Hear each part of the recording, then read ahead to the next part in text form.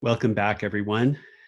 And I'd like to introduce what is always one of my very favorite parts of each of our forums. And just so happy to have our European colleagues here as well.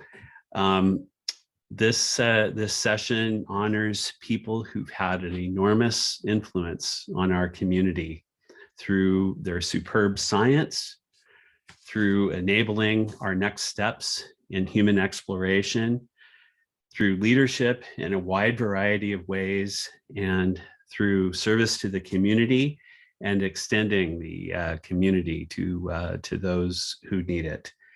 Each of these 5 people are incredibly deserving of the awards that they're being given today. I would like to ask that each of the awardees stay for a group picture after the full award ceremony is done. And now I would like to turn it over to Professor Carly Peters to introduce our first awardee. Carly. Okay, thank you. Well, the first award is the Eugene Shoemaker Distinguished Scientist Medal.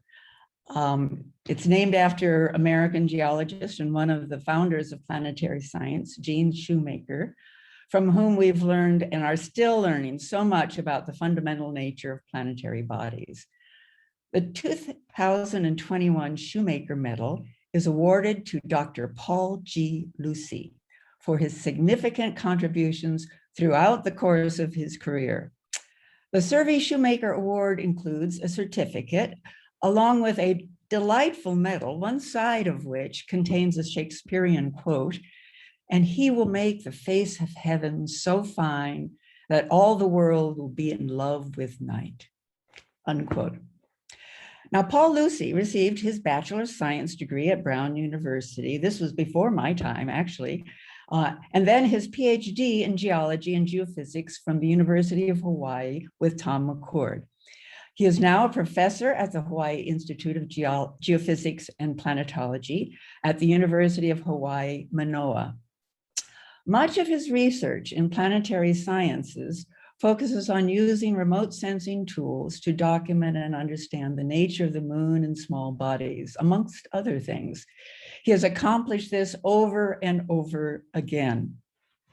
Now, Paul has been an active and productive participant on several missions, including Clementine, the Near-Earth Asteroid Rendezvous to Eros, the Lunar Reconnaissance Orbiter, specifically working with the Diviner and the Lola team.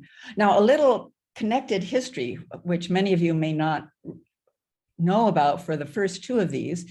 Gene Shoemaker was a very primary force behind Clementine. It was originally a DoD instigated mission, but of course had a lot of science that Gene clearly cared a lot about. So he and his colleagues came to NASA asking if they might want to provide a science team involvement.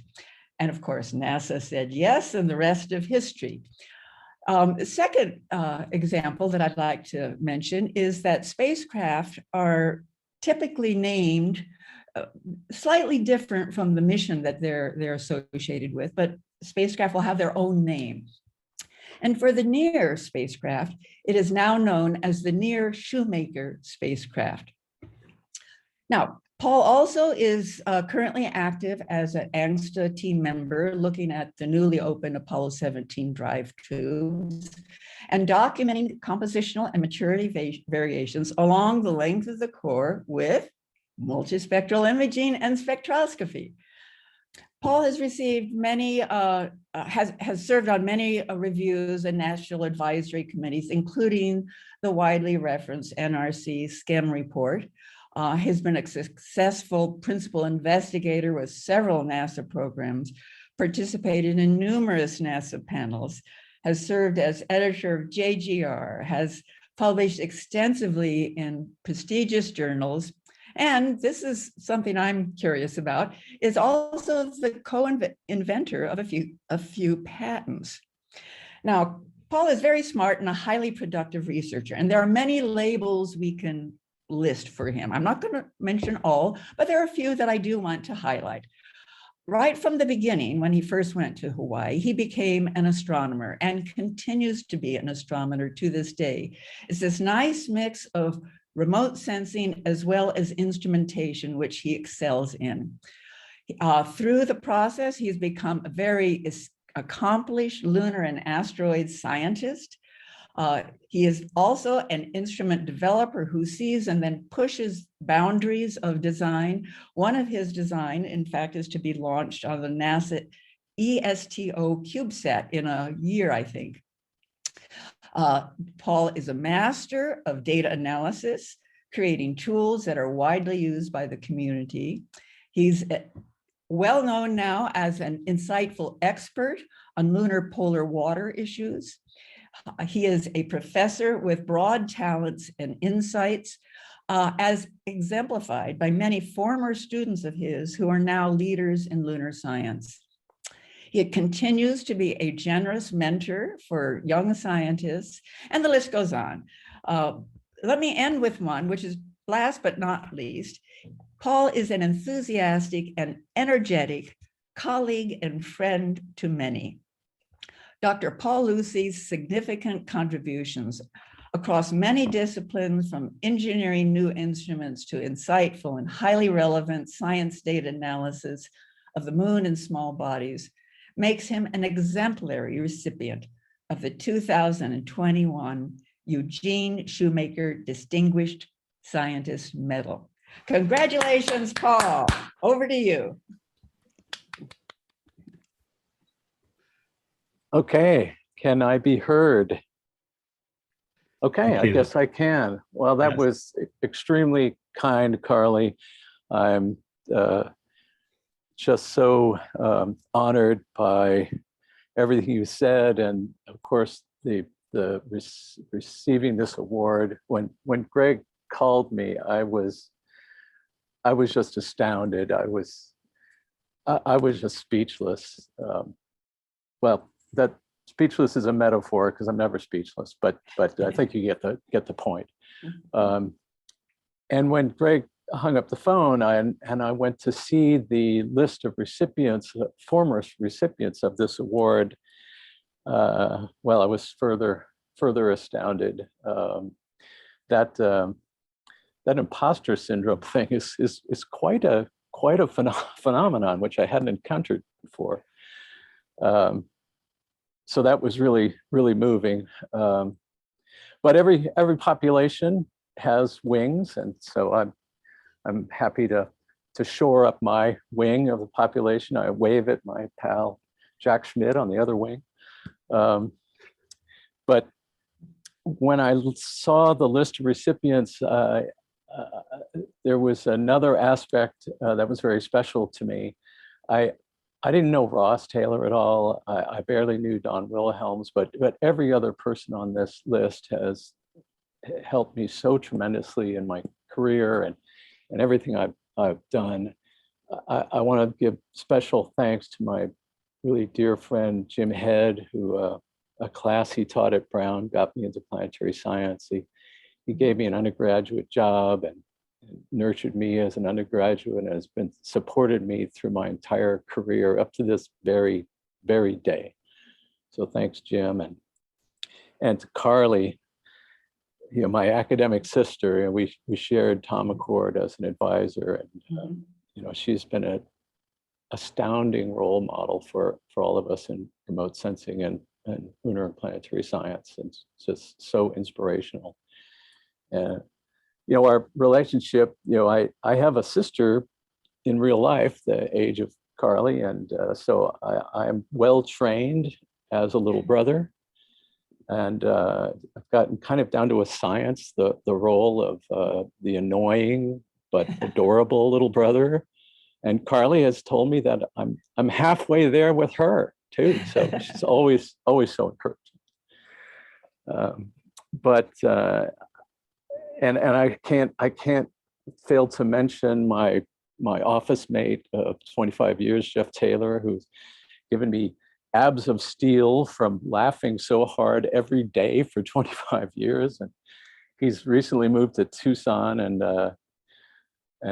we really miss him out in Hawaii, but we love seeing him on Zoom. I could go on about, you know, everyone else on the list, but I want to say a few words about Gene. So, you know, Carly mentioned Gene was instrumental in formulating the Clementine mission, and I had the good luck of working with Gene on that. But there's a couple anecdotes I want to mention. So, several years after Clementine, we were at the LPSC. It used to have a chili cook-off, and I'm sitting with Gene.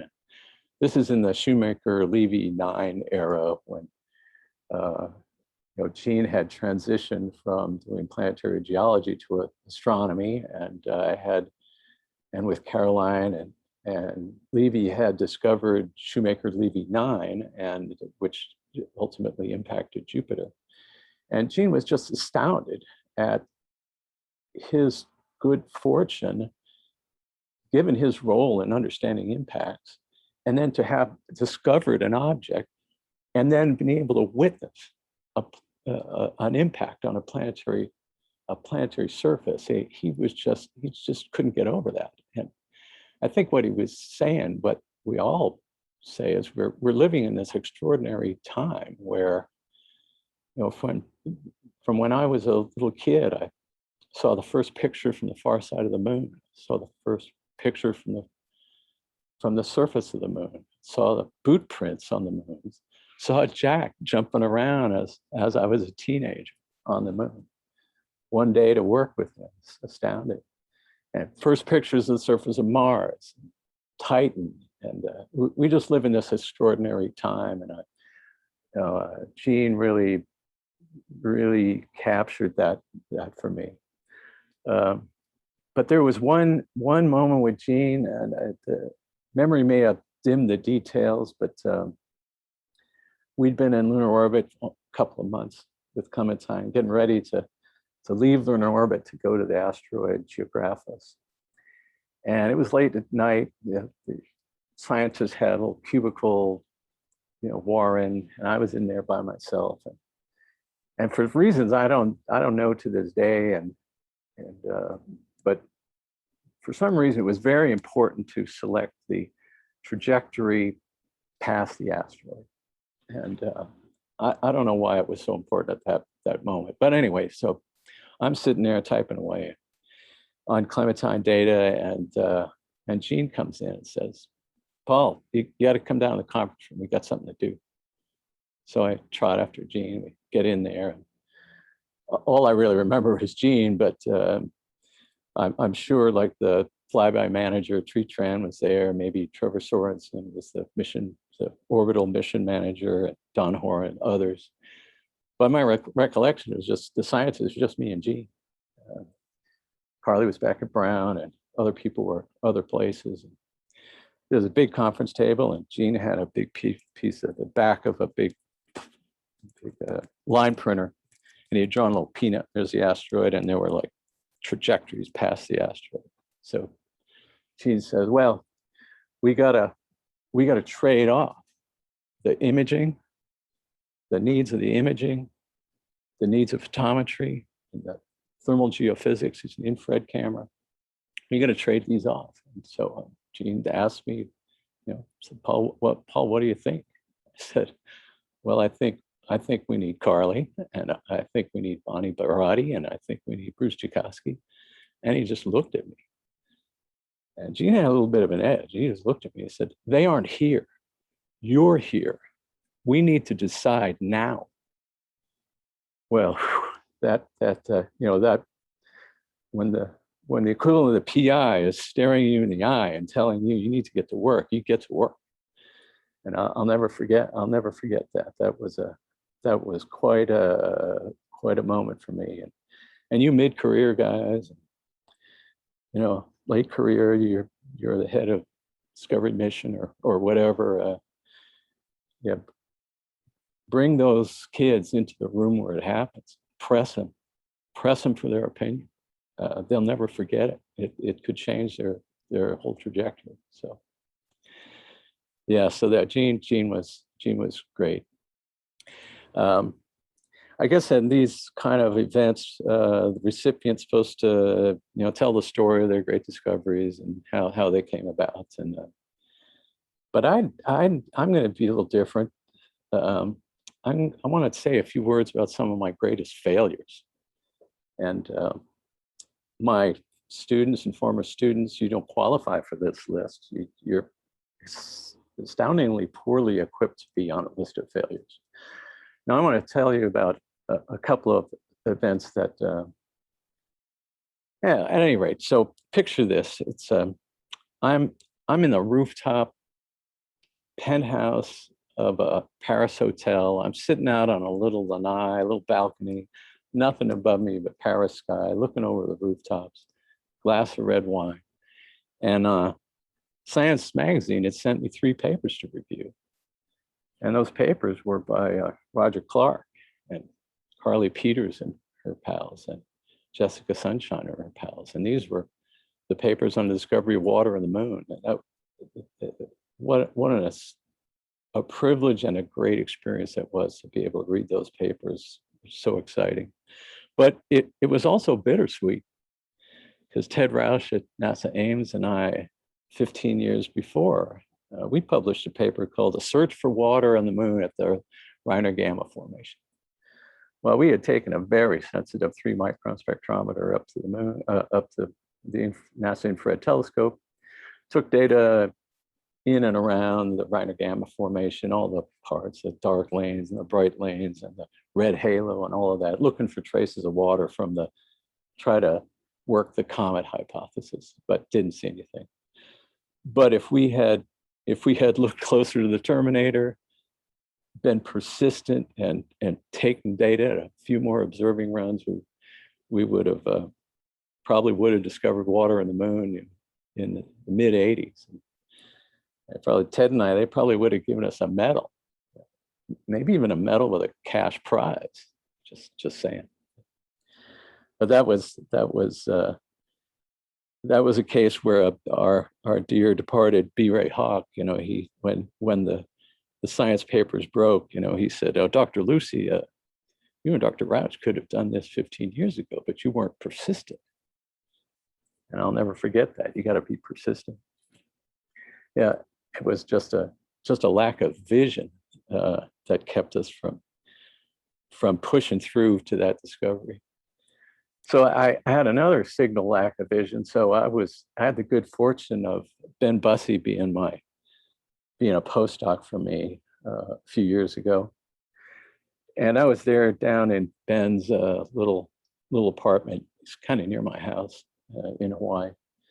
So we're talking, and I'm there, poking at the lone ice cube in the gin and tonic they poured for me. So I'm poking away at that, and Ben says, "Paul, I'm thinking of studying the lighting conditions at the lunar poles. I can model the illumination craters. I can tell what's permanent shadowed, percent illumination. I can do all of that." And so I poked at my ice cube a bit more and said to Ben, "Ben, that's a really dumb idea.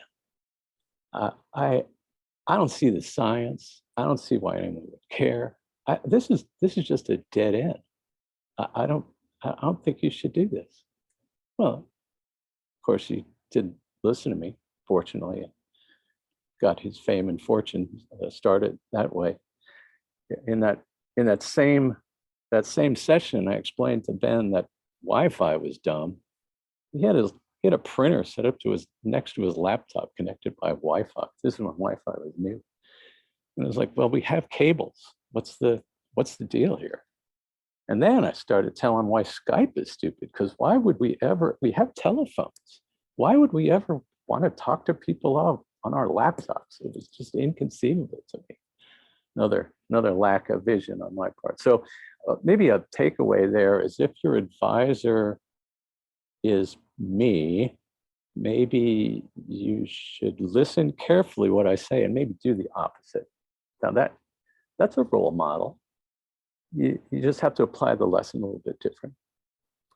Well, anyway, so that was another failure of judgment there. But I have another case where I turned failure into success because I didn't want to let a friend down. So I have a whole parallel life as a DoD researcher in instrumentation. And all of you guys, well, anyone in remote sensing knows the name of Stephanie Tompkins. So Stephanie's brilliant thesis with Carly, where she studied the composition of the lunar crust by using central peaks as a probe of the crust, well known. But when Stephanie got her PhD, according to her own plan, she went back to the DoD to pursue, her passion about defending the country. And at one point, she became a program manager at DARPA, the Defense Advanced Research Projects Agency, and she was looking for technologies to apply hyperspectral imaging to military problems.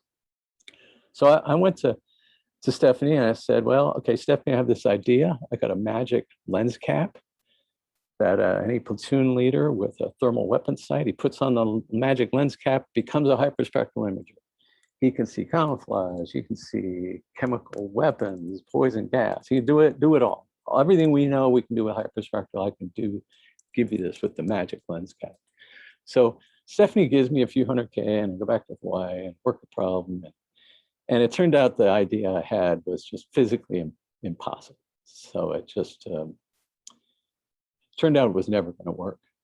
But, I just, I felt really bad about that because I didn't want to have Stephanie go as a new DARPA PM into the meeting with the director and say, the project that I started with Hawaii was a bust. It can't work. I just couldn't do it. So I went back to the lab and did all kinds of crazy experiments. And Jeff Gillis was there. He was seeing me doing microscope slides on iPhones and doing all kinds of things. But anyway, I stumbled on an ancient technology, the phenomenon we all see in physics class called Newton's rings. Newton's rings, it's an interference phenomenon, strong color. And I realized that any phenomenon that has color, you can turn into a spectrometer. And so we built some prototypes and triumphantly went back to Stephanie, and we had the magic lens cap. And since then, I've built almost 40 spectrometers using this technology. It's the one that's going in orbit next year. We're proposing it to other NASA missions. But the point there is that I had hitched my sense of success and failure to my responsibility to Stephanie as not just my program manager, but my friend. I was not going to let her down. Unlike the work with me and Ted, that was just us. We didn't, we didn't have that motivation, but that's a powerful motivator. So I carried this forward to our most recent discovery mission. I see the engineers on this mission. They're so full of hope, and they're depending on the scientists, depending on me to do well. And as scientists, we know that probability of selection is so low. But you don't want to be the elements of that selection that's lets the rest of the team down. So when NASA called, the NASA guy called, said, we're going to give you your scores, I was just, please, not another Cat 4. So category 4 is like an F, and I'd gotten one of those in 2000. I didn't want that to happen again. So NASA dude calls me up, says, are you ready? I'm ready. You weren't selected. Well, duh. That's rare. But I wanted to know my score. He said, well, it's a category 2. Well, okay, that's a B. And then I read the reviews, it's like a B+. So, I could face those engineers, and we're going to put this mission in again. This time, Parvati Prem is going to have a little more editorial control of the proposal, and we're going to get a Cat 1, baby. Maybe a selection, but we'll definitely get a Cat 1. The Goddard engineers, they got an A. They were fantastic.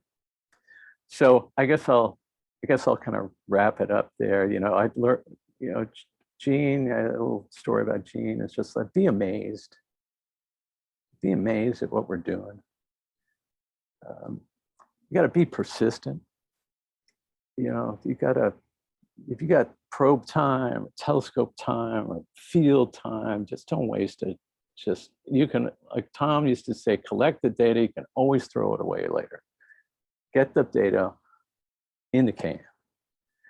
And don't let your friends down.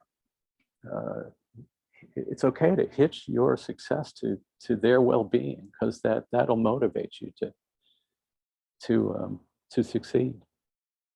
And then finally, for those of you, many of you, I've got lots of students who suffer from this imposter syndrome thing. I've got this thing here. This is the famous medal that Greg and the gang gave me. And here's that great quote.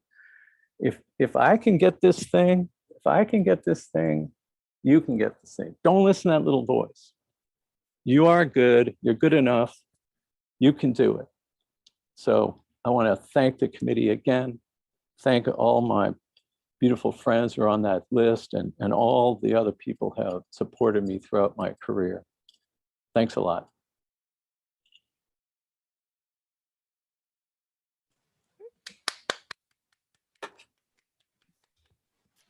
Wow, Paul. That was amazing. I'm kind of choked up here. Anyway, you've left us with some pretty profound thoughts, and all I can say is you're just so deserving of this, and thank you for everything you've done all over the years. Well, thank you, Greg. Very kind.